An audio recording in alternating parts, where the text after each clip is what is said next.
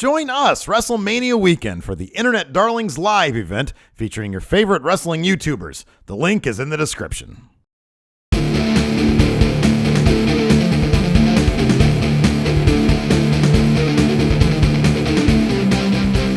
Steve here. And Larson. And welcome back to Going in Rock Count Out, the only other pro wrestling podcast we know of right here at youtube.com/Steve and Larson. Also available wherever fine podcasts are, including iTunes, where if you guys hit that subscribe download button, even if you're watching here on YouTube, it jacks us up in the sports and rec category there on the iTunes top 50 ranking thing, genre thing. Yes. And then we're also available at soundcloud.com/Steve and Larson.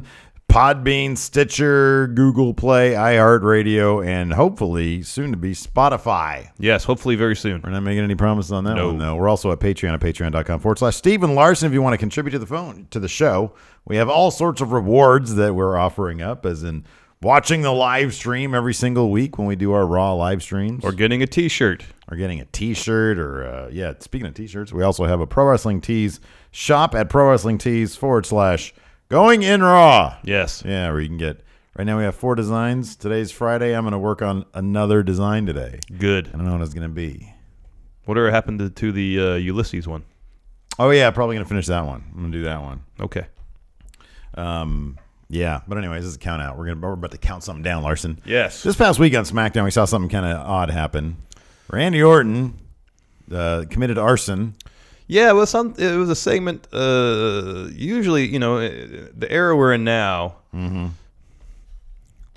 they don't typically do a whole lot of these very cinematic segments. They spent a lot of money on this, Randy. Yeah, and it was fairly edgy. Because we can discuss this, we will discuss this in much greater detail in a little bit. But what are we going to do today on this episode of Countout, Steve? Well, to us, that Randy Orton thing was a WTF moment. Yeah. And we thought, what other sort of story WTF moments that kind of came out of left field? Yes. Or have there been in professional wrestling? And there's been a lot of them. Oh, yes. And we kind of stayed away from stuff that strayed more into backstage politics spilling into the storyline. Yes. So, for example, Hogan and Vince Russo sort of jawing at each other at Bash at the Beach. The Hulk Hogan, you son of a, or you piece of shit. Hulk Hogan, you piece of shit.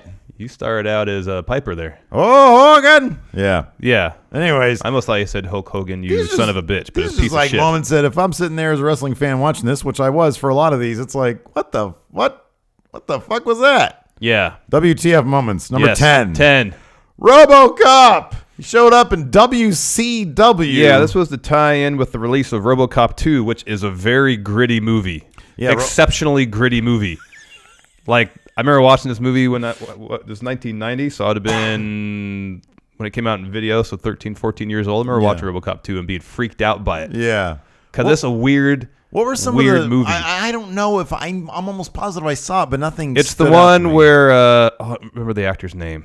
I could see his face though. Okay. There's a drug called Nuke. Okay, that sounds vaguely familiar. That's taking over Detroit. Okay. And RoboCop has to put an end to it. Oh, okay. It's a really gritty, grim movie. Yeah. Really violent. Well, okay, the first one was too, though. I know, but the first one was balanced with some dark humor. Yeah, I know, but then they made like a cartoon about it. Like they try to turn it into a kid's franchise. It's so weird. It is really weird. But RoboCop 2 is not.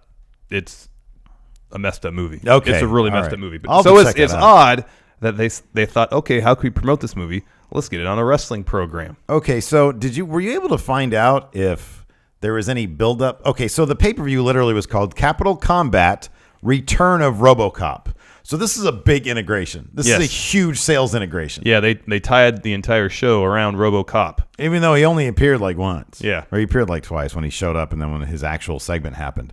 There was a 30-second promo that you can find online where Sting kind of introduces RoboCop into the equation via a commercial. Sting is combating the Four Horsemen who, just the year prior, 1989, Sting was a member of the Four Horsemen. Yeah. He earned a title shot against Ric Flair. Ric Flair demanded that he relinquish his title shot. or get kicked out of the Horsemen. Well, yeah. He got kicked out of the Horsemen because he's not giving up his title shot. That's fair, though. Yes. I mean, that's your buddy. Don't, friendly competition. Yeah. Solidarity. During that show, Sting blew out his knee, so Luger got the title shot instead. Sting came back, got immediately into a program with the Four Horsemen. By this point, Sid was the fourth member of the Horsemen, along with Flair, Ole Anderson, and Arn Anderson. Right.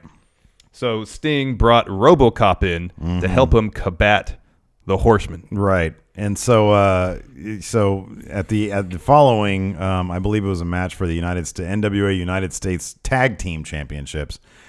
Sting makes his return. The Horsemen are out there. They lock up Sting in this little shark cage that had been out there to put Jim Cornette in there previously. Jim Cornette said in a shoot interview after the fact that the cage had been obviously gimmicked so that RoboCop can rip the door off. Well, I mean, he didn't rip the door off. What it was is the hinges weren't locked on. All he did do was lift the door up and moved it. Well, you can see it plain as day in the video. According to Cornette, he couldn't move around too much because if he touched the door, he said that thing was going to fly off. Yeah. And so they put Sting in there. RoboCop saunters out. That was a saunter. That's even generous. What's slower than a saunter? I mean, technically a millabout, like when you're milling, but that's sort of standing still. No, milling seems aimless, though. Yeah. RoboCop had purpose. This is directional milling. I guess so. I mean, in the movie, it's not like he moves fast. Right, I know.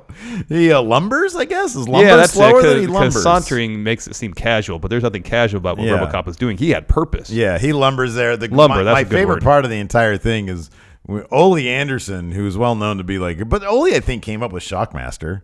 So Ole he's no stranger.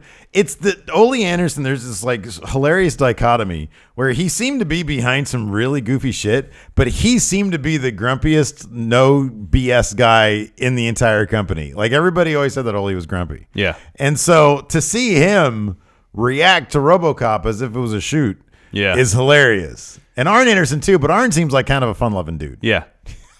So anyway, and Sid kind of had the same expression throughout the whole segment. Exactly, which is Sid. I don't think Sid was terribly great at hiding his actual emotions. Yeah. I think what Sid was feeling in here, he was on his face. Pretty much. And I think Sid understood this is goofy as shit. Sid was trying to figure out ways to take down RoboCop. Probably. And I think in his mind he could. Sid was involved in two of the goofiest segments in WCW history. This one, and he was there for the Shockmaster, too. Yeah, that's right. He was there. And I remember seeing on Sid's face during the Shockmaster sequence that he felt he could take down the Shockmaster. I think Sid is. Well, a wall took down the Shockmaster, so I think Sid would be fine doing that too. I think Sid is always measuring his opponents, no matter big or small. That could be. Anyway, so Sting is locked in this cage. Yeah, RoboCop comes up and bends the bars. Obviously gimmicked. The bars look completely different than all the other bars. Yeah. So he bends the bars right in the door of the cage, and then just very gingerly lifts the door off the hinges and then removes the door. Because there was no bolt. There was no bolt. No. That's the thing. No. It was, you put a door on a frame, in a door frame, and if you don't put the things in, it just comes, it was just sort of gingerly there, and so he just sort of takes it off. And then they approach the Horsemen, and the Horsemen run off or whatever. It was a very anticlimactic ending to the segment. Oh, yeah, totally. Everybody just saunters away. But it's just one of the stranger integrations in probably wrestling history. Yeah. I mean, there's this. We can also talk, because this isn't on the list. We can also talk about there's the Kiss one. Oh, the Demon? The Demon. Yeah. Where Kiss got paid, I think, $500,000. Wow. To perform. And also part of the deal was the Kiss Demon had to perform in a certain number of matches. But that segment where Kiss performed was 98, 99. I think it was 99. Yeah. Maybe 2000. I remember watching that live. Yeah, I know, me too. We were a couple of the only ones because that segment was one of the worst performing segments in the entirety of the Monday Night Wars. Wow. Yeah. So they really killed themselves there. Number 9. 9. Mae Young gives birth to a hand. Also very weird. Very strange. I remember watching this live too. I remember watching this live as well, thinking this is fucked up. But it was this is in the thick of the Attitude Era. Yeah, this was 99, 2000 or so? I think it was 1999. I had the dates on most of these. let's see here. This was so. Yeah, anyways, look that up. I'll set it up. Mark Henry, yeah, and Mae Young were an item during this period of time. He was a sex addict. Sexual chocolate was his nomen. Was his sort of his title. And he loved sex. He was fucking everything. Yeah. So continue. So this episode of Raw. Do you know what episode it is? No. The date. Continue. Okay. It was 2000. Oh, it was 2000? Yeah. Okay. During a match between Mark Henry and Crash Holly for the WWF Hardcore title, Mae Young got involved, did a splash on Crash Holly, and then she collapsed to the mat in some sort of discomfort. Yeah. And then subsequently... It's not because she was like 70 years old doing a splash on Crash Holly. Yeah. Fast forward, and in a different segment, backstage, they show Mae giving birth to what we thought would be a child. Yeah, but it turned out it was a hand. It was like a fake hand with a bunch of viscous on it. Because stuff comes out of the belly when you're giving birth. Yes. I remember watching that and just being confused.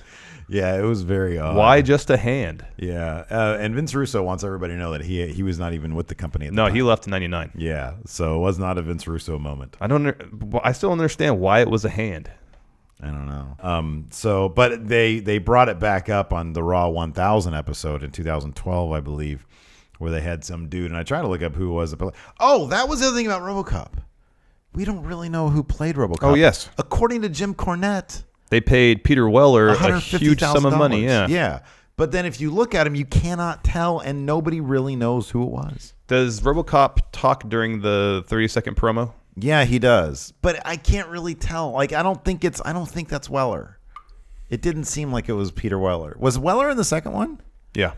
Interesting. But he wasn't in the third one. Nope. Interesting. So anyways, going back to the hand. Yeah, they had some dude dress up in a hand costume and say hi to Mae Young. It was her. It was the hand. It was the hand grown up. Yeah. He had glasses on. Some low-level WWE writer, no doubt. So anyways, that was weird. A little weird. That was weird. Very weird. WTF, yeah. Number 8. Randy Orton burns down the Wyatt compound. Yeah, that was one of the weirder things that we've seen. In recent memory, yeah. Really, really dark. It was. So I'm sure pretty much everybody's seen it, but a brief recap. Yeah. Bray Wyatt comes out to give his invocation at the end of this past week's SmackDown. Yes. So he compares himself to the devil essentially, and alludes that Randy Orton himself is currently in hell. Yeah. Foreshadowing, if you think about it. Yeah. And so they cut to the Titantron, and there's Randy at the Wyatt compound because 2 weeks prior, Bray gave Randy the keys to the kingdom, which I never took literally. Yeah, I know. But anyways, apparently it was. We joked about it. Yeah. The keys of the kingdom were simply a spare set of keys to the Wyatt compound. Yeah. Evidently, that was literal. Yeah, that was literal. And so I like that he thinks that his shitty little shack is a compound, is a kingdom. Yeah, I know. So Randy, he more or less, to paraphrase, he says, Bray, this may be, your land, but it's not mine. I said when if you can't beat him, join him. But a phrase I like more is wait till the right time, then screw him. Screw him. And then he says below, in Wyatt family promos, there's always that rocking chair, rocking by itself. Yeah. And Randy says below that rocking chair is the remains of Sister Abigail. Yeah. And he says he's gonna dig him up. Yeah. So he gets a pickaxe. Continues talking trash to Bray. Bray is pleading with Randy to not do it. Yeah, don't do it, man. But, considering there are like different parts of the country, and probably the Orton segment was filmed at an entirely different time, Randy can't hear him. Yeah. Yeah. So, right as Randy finishes his promo, he throws the pickaxe away, stops the rocking chair, and there's happens to be a couple cans of gasoline. I'm assuming for their lawnmower, yeah, riding mower, yes, whoever does their landscaping. And so he proceeds to douse the interior of that shed with gasoline. The rocking chair, he has removed several floorboards of the shed, exposing the ground underneath which Sister Abigail was laid to rest. Pours gasoline all over that.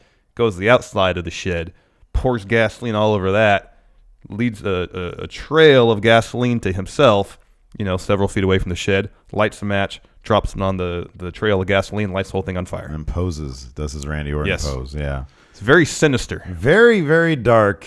It's going to be interesting how, this sounds to me like there might be some writers in the writing room that are like, okay, he burns a man's house down. The people popped for Bray Wyatt winning the championship. Isn't this a Randy Orton heel turn? No. Well, no, it's not just burning down a house. It's desecrating human remains. Yeah. Yes. His sister. I could see Vince thinking that this is totally a face turn. I mean, apparently that's how at least a portion of the crowd reacted. There was a Randy chance to close the show. Yeah. Confusing to me. It's very odd. Very strange. And so now, confirmed, Tuesday on SmackDown, we're going to get AJ versus Randy Orton to really determine who the number one contender is. What the fuck? Number 7. Hogan sees Warrior in the mirror. Yeah, this is weird. Okay, so this was the storyline that just kept on giving. 1998. Yes. 1998, the Ultimate Warrior was summoned to WCW to collect a huge payday and job to Hogan. Yeah, so that Hogan could get his victory back, or get his loss back from the Warrior, because they fought before at WrestleMania 6. It was in Toronto. 7, 6. 5, 6, 7, something like that. I don't think it's either 6 or 7. I think it's either 6 or 7. So anyways, and much fanfare. It's funny because people would always mark out for the Warrior because it's the Warrior, but if you think about it, he had come back 3 times to the WWF, and each time it was successfully shittier. Yeah, successfully? No.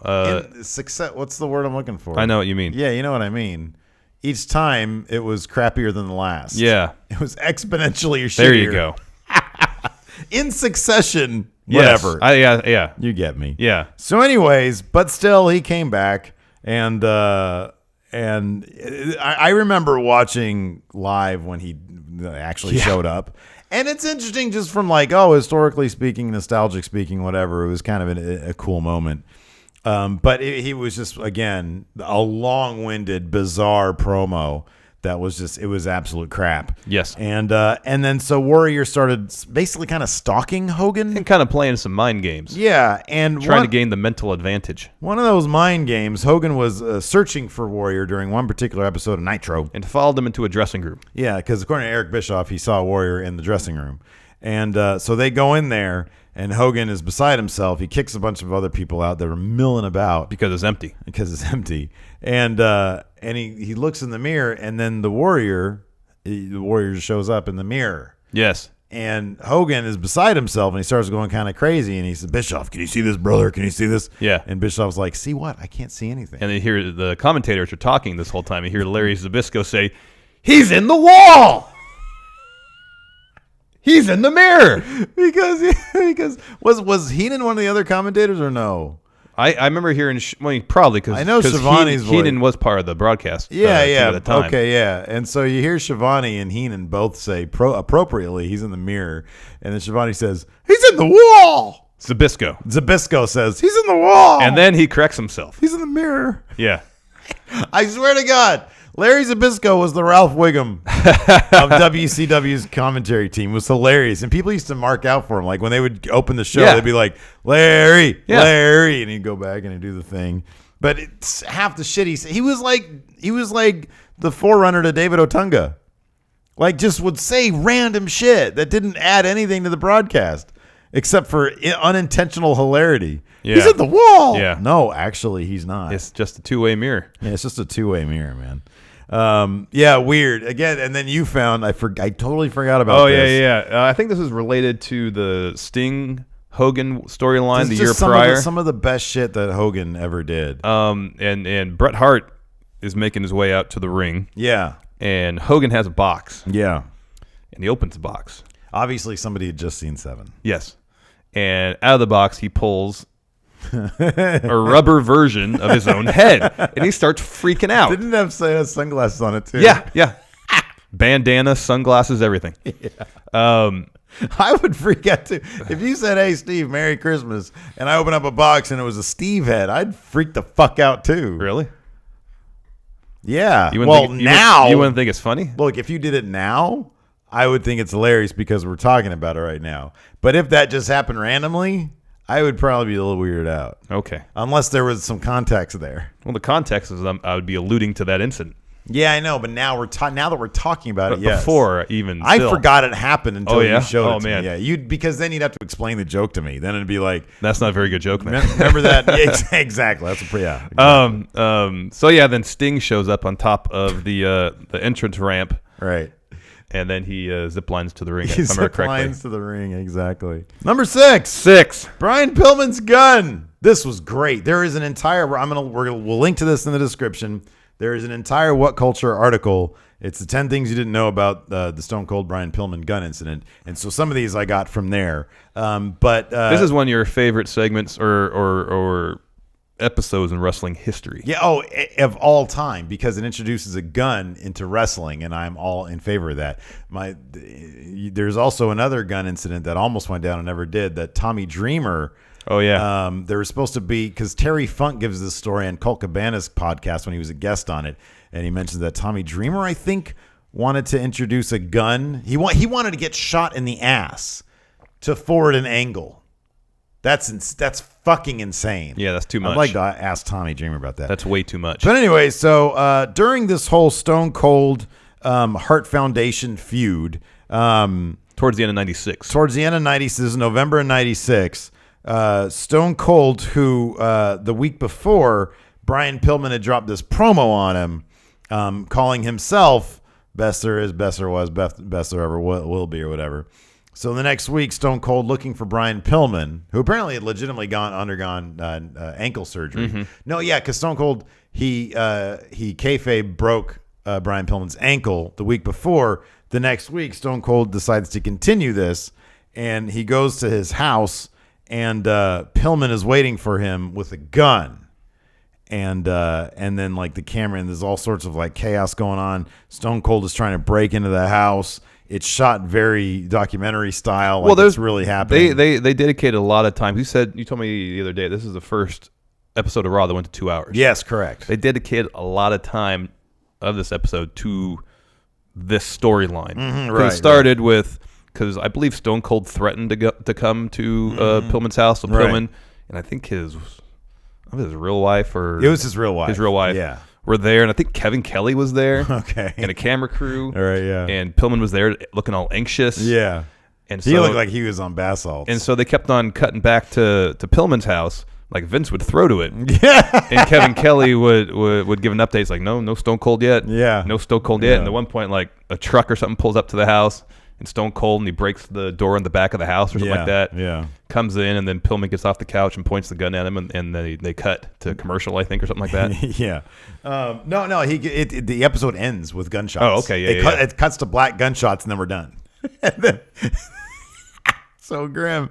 A couple interesting things about this I found in that article that I hadn't realized before. In the original broadcast, on the East Coast feed, Pillman actually said "fuck." There's a line. He says, "Let him go. I'm going to kill that son of a bitch. Let him go. Get out of the way. Get out of the fucking way." That aired on live TV. That's crazy. Let's see here. USA pre-approved the script with some alterations to it. One of which was apparently his wife was supposed to take some sort of physical bump, either by Stone Cold or maybe Pillman moves her out of the way or something like that. They wanted that cut out of there. Yeah. Raw had actually been getting killed in the ratings by Nitro at the time, but that segment made it virtually. That segment alone, that quarter hour, virtually tied it with Nitro. So it did actually lead to a spike in the ratings. However, USA executives were they were horrified by it. Yeah. They got a lot of families call it in, complain about the episode, about that content being too fucked up. One VP wanted to immediately pull Raw from the airways, for the airwaves rather. And it wasn't until, so they were basically kind of on a probationary thing until the ratings started to go back up, which wasn't that far off. This is November 96 they They didn't win again until 98, I think. It was like the Stone Cold. Yeah, it's after WrestleMania 14, yeah. Yeah. So, yeah. When things started turning around. They had a little ways to go. Oh, yeah. Yeah, 96 and 97, Raw was getting decimated week after week. Yeah. But yeah, this is interesting. Brian Pillman adding to that loose cannon thing of his. He died in 97. Is that right? Sounds right. Let's see here. Oh, wait. It was... he died in, October. So he died less than a year later. But yeah, it was the day of the Bad Blood pay-per-view. Mm-hmm, yeah. So, my goodness gracious. Brian Pillman with a gun. Number 5. Live sex show starring Edge and Lita. So Edge had just won the WWE Championship at New Year's Revolution in 2006 on January 9th.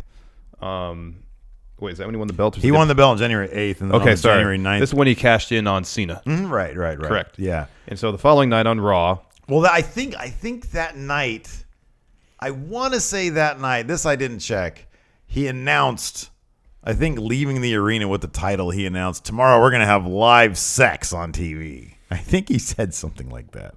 I could be wrong. I could be mistaking that, but I'm pretty sure that happened. Sometimes I have to rely on my memory. It's not very good. But I noticed, since you didn't want to rely on your memory, that you took extensive notes here of the entire sex show. Yeah, I did a play-by-play. I watched it, and I did a detailed play-by-play here in our notes. Please, continue. Okay, so first, Edge drops a heel promo. This is to close out the show. Yes. So they announced at the beginning of the show, Lita came out and I think cut a promo on, or Cena was cutting a promo. Lita comes to the head of the ramp carrying the title, looked great, and said that we're going to have sexual intercourse at the end of the show. And Cena was like, is there nudity? So anyways, Edge comes out, 15 minutes left in the show, cuts a heel promo. And then they've got a bed. They've got some like pink, purple, red lighting. Yeah. There are sheets on the bed. And so then the porno music kicks in because, of course, it's WWE. Yeah. There's nothing subtle about it. First, Edge takes his own shoes off. Then Edge takes his own socks off. Okay. Then Edge takes off Lita's boots. Okay. Edge then takes off Lita's top. It's kind of a corset? It's like a corset, I think. Yeah. So when he takes that off, she's wearing a bra underneath. Yes. Then Lita then takes off Edge's jacket. Then Lita takes off Edge's T-shirt. It's an Edge T-shirt. Makes sense. Then Edge takes off Lita's skirt. She's not nude. She's wearing panties. Yes. Then Lita takes off Edge's belt and pants to reveal that he's wearing black boxer briefs and he's already sporting half a bone. It's sticking straight out. I did notice this as well. Edge has no ass. Oh. He's got zero ass. It's like almost negative ass. Then Edge takes Lita, bends her over the bed, and places his dingus firmly in like the butt crack area. Yeah. They both have to feel so uncomfortable. Yeah, this is going to be super awkward. So awkward. But to their credit, they do stay in character the entire time. Yeah. Because, everything I've seen with Edge and everything I've seen with Lita, they look like $1 million. They're a rock star couple. Yes. If I'd want to see anybody have sex, it'd be these two in the world of wrestling. That being said, whenever I've seen them in interviews, they seem like really cool, down-to-earth people. Yeah, sorry, I'm just looking down at your notes. Oh, it's great. And so, because of that, like normal down-to-earth people, they feel awkward doing this shit. So in their minds, this has to be funny. And I think Edge has even said that he felt uncomfortable as shit doing this. Yeah, I would imagine. But they were totally game, and it was awesome. So continuing on with my notes. Continue, please. Edge uncouples Lita's bra, and he has a kind of a hard time with it. Yeah. And Lawler even says, yeah, sometimes I have a hard time with that too. So he has a hard time, but eventually does it. She grabs the bra to make sure her boo-boos don't come out. Yes. They then go under the covers. Yes. Edge then throws Lita's bra out of the bed. Yes. And it was at this juncture that, I think it was around here. At the East Coast feed, got a shot of nipple. Of Lita nipple. Exactly. And you can even tell in the network version where they do kind of an awkward fade cut. So let's see here. Then Edge goes downtown meaning cunnilingus. Yes. He takes off Lita's undies with his edge mouth. Yeah. And he throws the undies out. I'm assuming they were fake undies, like they were a second pair of undies. Oh, yeah. I don't think she really took off her undies. Yeah. Then Lita, they switch places, and she goes down and eats his dick. Or that's what they're supposed to know. Yeah. Because his face is like he's getting a blowjob. He's got O-face, huh? Like this. It's not. He doesn't have O-face? It's not like this. No? It's not like that. It's this could lead to O-face. Okay. But, I'm still getting there. Gotcha. At this point, I'm not sure if he's fully engorged or just half engorged like he was earlier. Again, it's an awkward situation. Yes. 17,000 people are watching this happen. And, everybody in the crowd seems horribly uncomfortable, too. Yes. Because there's, guys like this. Trying to, you don't expect this coming to an episode of Monday Night Raw. You don't expect to see a live sex show. But they were very convincing. This was fucking edgy shit. Yeah, it was. Pun, excuse me. Continuing on with my notes. Yes, please. Flair comes down. Ric Flair, the Intercontinental Champion. Yes. Comes down, or he's at the top of the ramp, right? His head is already bandaged, so he's going to bleed. Yeah. Very soon. Flair says Edge has proven that he's a bad champion, and he says, tonight you've proven that you're awful in bed as well. And I'm thinking to myself, I don't know, Edge is so far things seem to be going pretty well in the sex department. I think he's doing okay. I'm right. That's all right. I'm good with that. What does Flair mean by that? What is Flair's definition of being good in bed? Well, he refers to himself as Space Mountain. I know. I don't know what that is though. In my mind, Flair's from the old country, where it just kind of matters that the dude gets his. Oh, I don't know. And so he's probably why are you pleasing her? You need to be getting your own nut on. Woo! I don't know. I could be wrong. Flair does air humps. Yeah. Then Flair starts thrusting his pelvis. He offers to have sex with Lita. He says, I'm going to come down and show her how it's done. So, and I'm pretty sure Lita is not consenting to this. So how is Flair not the heel here? So he starts strutting down, doing his sex strut. He does a weird sex dance. Yeah. And then he just starts humping the air. Maybe that's how he gets himself fluffed.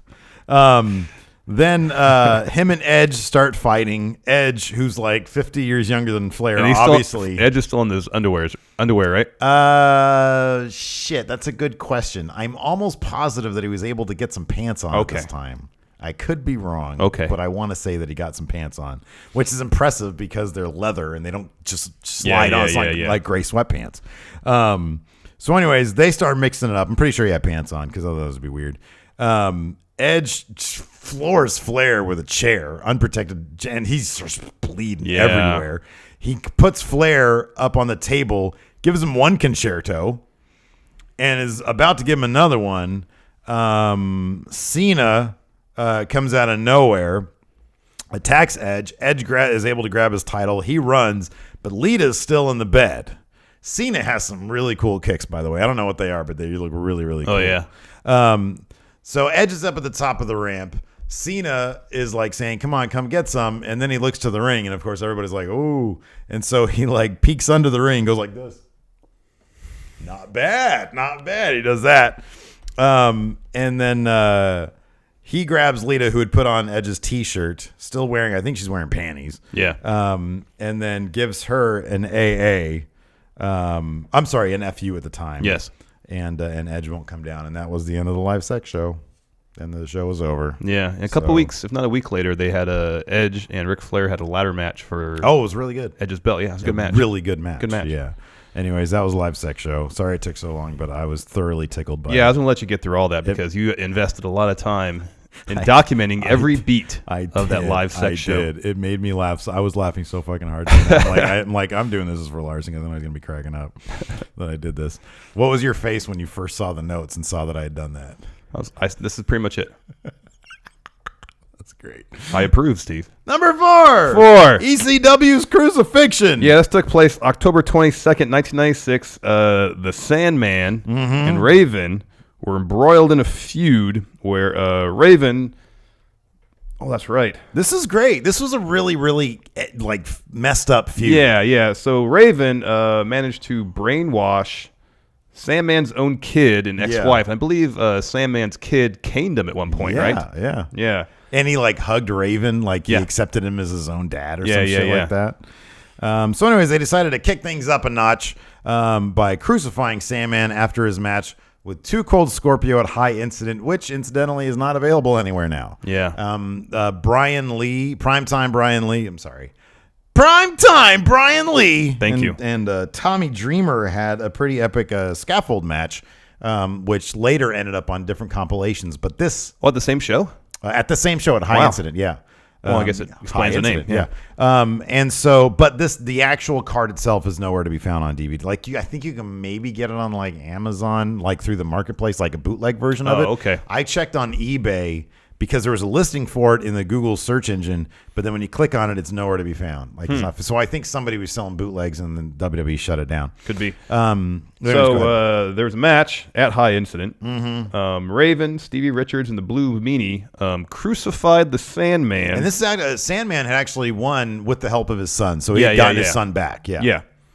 And wow, they made a crown of barbed wire. Yeah, they did that. Yeah, totally. And Sandman had made the cross himself. Yeah. So he was all in on this. Like they were both. And that's I mean, say what you will about this, but it's kind of heartening to say, two guys really deciding to get creative with things. Yeah. One person in attendance was not cool with any of this, and that was Kurt Angle. Yeah, exactly. Who was contemplating, I believe, going to ECW. Possibly, yeah. Got invited to the show, I believe, by Paul Heyman. Yep. And I believe Kurt Angle is a religious man. Oh, yeah. And he took great offense. Oh, yeah, great umbrage. Yeah. To this angle. He saw it, got disgusted, freaked out. He was actually providing commentary on it on the show up to this moment. He walked out when this happened, and he told Paul Heyman, he said, if my name, voice, or likeness come anywhere near this or your company, you will be hearing from my attorneys. And so all that commentary, I mean, like I said, the incident never, or the pay-per-view, the card, never ended up anywhere. So that never happened. So yeah, Raven made, and all this entire thing is documented, however, on ECW, the rise and fall of ECW. They talk about it extensively there. Kurt Angle gives his point of view. Paul Heyman gives his point of view. Paul Heyman, of course, he says that he didn't know it was going to happen. I know. Probably a bunch of shit. Yep. Raven was made to apologize after the fact, which he was not happy with. He did it very reluctantly, and that apology, I believe, can be seen on the rise and fall of ECW as well, which is on the network right now. Yeah, that's a really good documentary. It is a fantastic documentary. But yeah, Raven obviously is not into it, and Raven had big problems apologizing. He said, the fans aren't going to, I'm a heel. Like the fans, they don't want to hear an apology. Yeah. Anyways. ECW, man.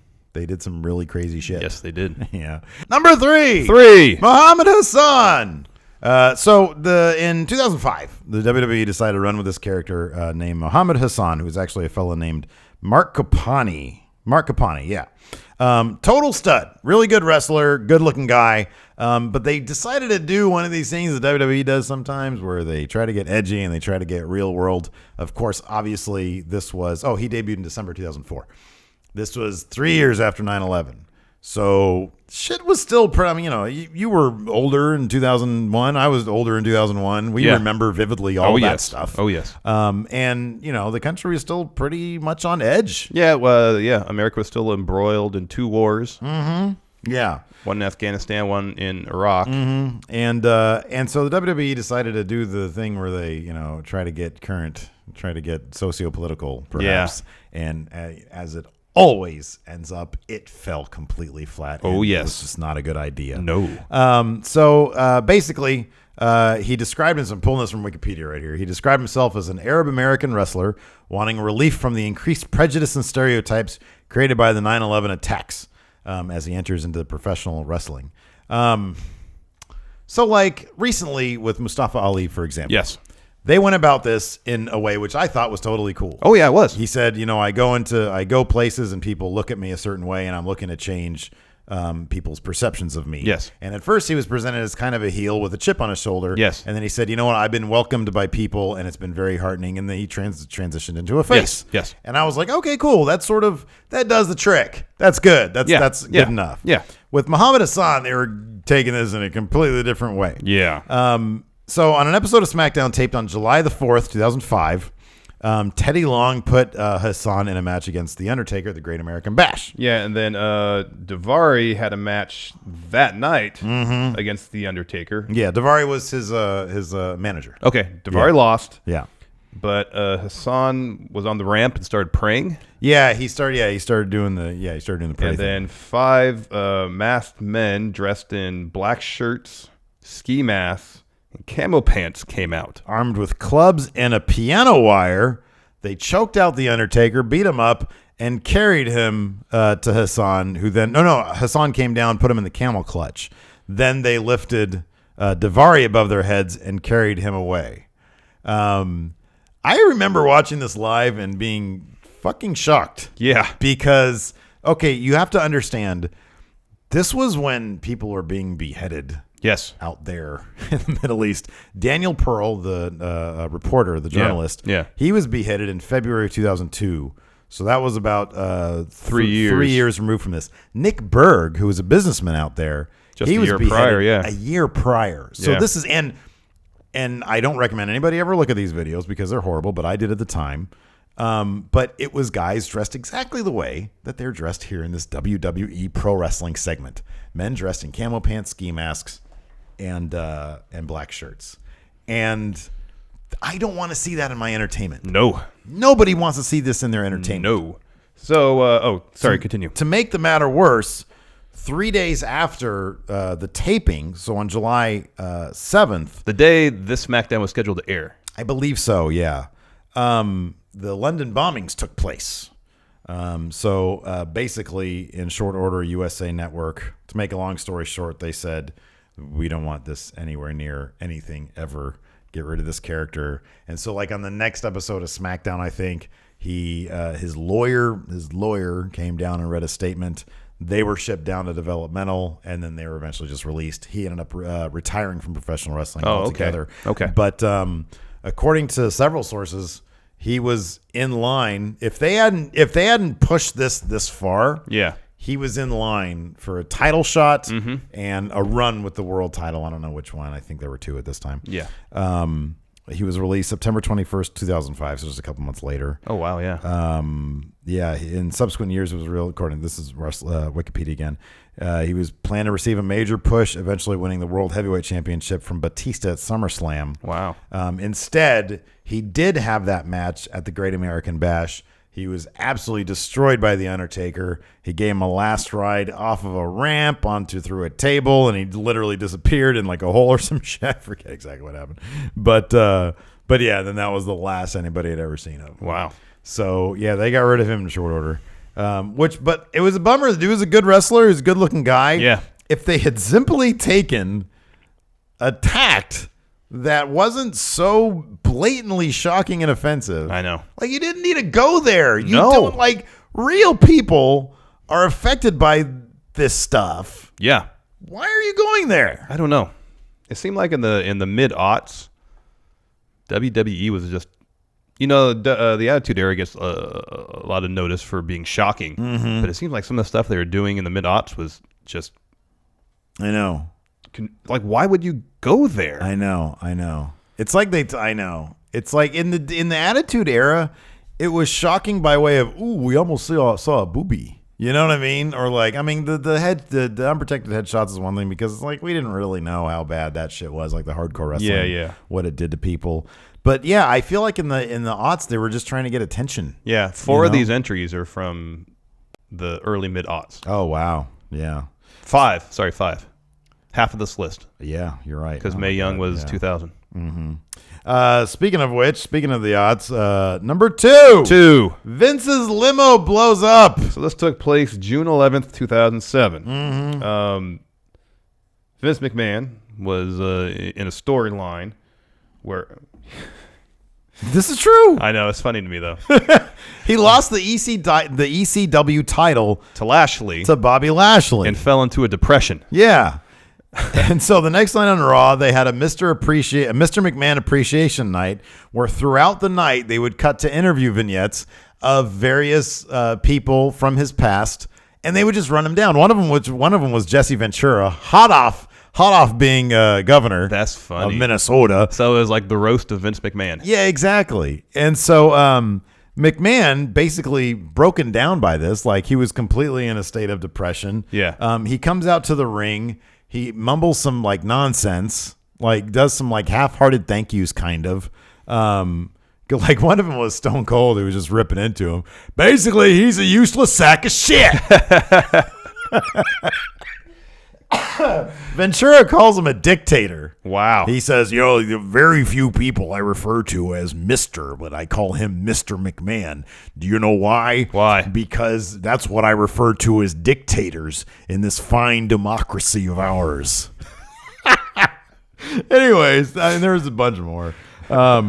Vince goes backstage, and everybody, it's kind of like, I'm trying to think, this is kind of like something out of a Hitchcock film, or like it reminds me of the Orson Welles version of The Trial. Oh yeah, with Anthony Perkins, where everybody's staring at him and he doesn't know why. Yeah. It reminds me of that, or like The Birds, when all the birds are just chilling out there. Oh yeah, when Tippi Hedren's sitting and all the birds are on the bars, exactly, the playground bars. So it's like all these people, all like the superstars, like the it's obvious watching this how forgettable the 2007 roster really was. I mean, you got guys like, and one of the standouts was Paul London and Brian Kendrick. Yeah. They were fantastic. But they were tag team champions forever. Yeah, but apparently Paul London was just a nightmare to deal with. Like apparently he was like a really immature guy backstage. Oh, like that's what like a bunch of shoot interviews that I listened to about this, because there was like everybody was backstage and they all kind of had these like sort of judgmental looks on their face, like staring at McMahon, like everybody fucking hated him but couldn't say anything, which is kind of probably the case. But Paul London just had this big grin on his face. And according to a shoot interview with him, he was like, yeah, we weren't really given any direction. We were all what I consider wrapping paper. Yeah. Like, we're not going to tell you what's going on. You're just going to stand there and stare at him. And he was like, I just did what I felt was right. And so I just smiled. That was his take on it. So anyways, we're backstage, a bunch of wrestlers just sort of giving him the weird staring at him treatment. It was a very bizarre scene. Yeah. He exits out the back door. His limo's waiting for him. He gets in the limo and it just blows up. I remember he gets in his limo. They cut to a close up of him where he's starting to get in the limo, and he kind of just looks around with a disgruntled look on his face. Gets in, closes the door, cut to a wide shot, limo blows up. Well, no, what's interesting about it is that they actually did it fairly seamlessly, where in the same shot as he's closing the door, so you see him get in and close the door, is the same shot where it blows up. Yeah. Okay. Yeah, and then like they do some more angles on the actual burning wreck, but the actual shot where he gets in is the same one. So they did that pretty seamlessly. Wow. Yeah. So now the weird thing about this was that the WWE was totally playing this up like it was real. Yeah. Like on their website, and their stock tumbled. Yeah. Because of this, because they were acting like people were giving Trump like there was some revelation recently. Oh, Triple H said something about it, didn't he? Yeah, Donald Trump thought that he was actually dead. Yeah. A lot of people did because the WWE was treating it this way. And then like a week later, they came out to like CNBC and said, no, it's all part of a storyline. Yeah. Because what the fuck? They were getting calls from business people. There was like a memorial thing set up. And then Chris Benoit, that tragedy struck. Yeah. So like there was a week after, this was June 11th, June 18th, they did a Raw where the storyline kind of continued. Yeah. And then the following week on the 24th, which I think was the date of an ECW pay-per-view. Okay. The Benoit tragedy happened. The next day, Raw opened up with McMahon standing in the middle of the ring, empty arena, and he addressed the situation saying, tonight we're going to do a tribute. We're still figuring out what happened. They did the tribute show. Before they knew what really happened. And then I think on the next episode to air of any WWE programming, oh, man, I think was ECW. God, it might have been SmackDown though. Well, SmackDown was. I think wasn't ECW's on Wednesday. Was it on Wednesdays at the time? I know at one point on Sci-Fi it was on Friday. Oh, maybe it was SmackDown then, because that was on Thursday. But I just remember that at one point, like the very next episode of whatever WWE was, he showed up and he said, now that we know what happened and what kind of a monster he was, this is the last time you're ever going to hear me say his name. We're going to continue on entertaining you, but you'll never hear about him again. Mm-hmm. And they've stayed true to their word. And, obviously the angle is dropped and never brought up again. Yeah. Number one. Katie Vick. Ooh, did you end up watching this? No, you didn't. I've read about it. I've seen a little bit of it. Previously. Okay. And I'm good. It's horrible. It is. It is so bad. So this is terrible. October 7th, 2002. When Triple H was at the height of his burial phase when he was burying people left and right. Yeah. So Triple H is in a feud with Kane. Yeah. And accuses him of being a murderer. He comes out at the end of an episode of Raw on October 7th, and he says, Kane, does the name Katie Vick ring a bell? And immediately when somebody says something like that with a horribly contrived name, it's like, this is going to be stupid. You knew immediately when he says this, before he even says murder, it's going to be stupid. Yeah. And then he says, you're a murderer, and you're like, oh, fucking, this is going to be terrible. This is going to be horrible. I know. And so sure enough, the next week, Kane cuts a promo in front of the live crowd talking about when he was younger, he had been drinking and driving, crashed his car while his girlfriend, Katie Vick, was in it, and she died, and he got injured really badly. Yeah. I can't begin to name the number of problems with that story. The fact that it completely destroys the character of Kane. I know. Is he a demon from hell? Is he not a demon from hell? Is he Undertaker's brother? Why would Undertaker's brother have a girlfriend and he's drinking at a party? Yeah. None of it made sense. It was so stupid. It was so dumb. And so the following week, Triple H. There is one redeeming thing about this. Triple H sporting a Kane mask and a T-shirt that said... Well, he big red freaking machine. Okay. He sets it up with an interview with Jonathan Coachman backstage, and he says, "I've got the proof or evidence or whatever right here. He's a sick freak." Oh yeah. And so they cut to the video, and it's a recreation of her funeral, Katie Vick's funeral. Yeah. So there's a casket there. Triple H as Kane walks in. Yeah. And it's such a long segment. I know. It goes on forever. He starts talking to her, acting like she's talking back to him, and he's like, "Oh, I just want to touch you," and he starts feeling up her boobs, and then that blurs out, and then he reaches down, and he takes off her panties, he undresses, and he's got his weird Triple H thong on, that's weird, and then he gets in the casket and he has sex with her, and the camera cuts to candles, that has cutaways, and then it cuts back to him, and he says, "Oh, was that good for you too?" And he starts acting like she's talking back to me. He says, "Oh, I did. And his hand pulls up this viscous nastiness from her head. And he says, "I screwed your brains out." That's so gross. It is so over the line gross. It is so fucked up. Yeah. There's nothing redeeming about it except when they cut back, Triple H is laughing. And you have to give credit to the fact when somebody laughs at their own joke, it's kind of funny, because when it's so stupid, when it's so over the line offensive, for somebody, the guy who made this, to think it's funny, that can be funny. That to me, wow. Well, I was watching the video yesterday or 2 days ago, and I saw it, and I started chuckling when I saw him laughing at his own stupid, horrible joke. That's kind of funny. Anyways, that's awful. Over the next couple of weeks, they virtually drop the angle. HBK shows up. He starts feuding with Triple H. The Kane thing is dropped. The Katie Vick thing is dropped. But they all realize it was a horrible, horrible, horrible, horrible idea. And everybody has ever since that point referred to the Katie Vick thing as one of the worst things ever to happen in pro wrestling, because it's so bad. But again, him laughing at his own joke is kind of mildly amusing to me. He thought he was so clever, and the funny thing is, he probably really did think he was so clever for producing that. It's so bad. It's so bad. But anyways, those are the 10 biggest WTF moments. Look, there's plenty in pro wrestling. Yes. We hit up our good friendos on the Patreon, and so thank you to everybody for kicking in your responses. Let us know what you guys think in the comments. as to, I mean, there's a bunch of others, but those are the 10 that we could think of that really were like, what the fuck just happened? Yeah. Anyways, that's it for Count Out. Until next time, we'll talk to you guys later. Bye.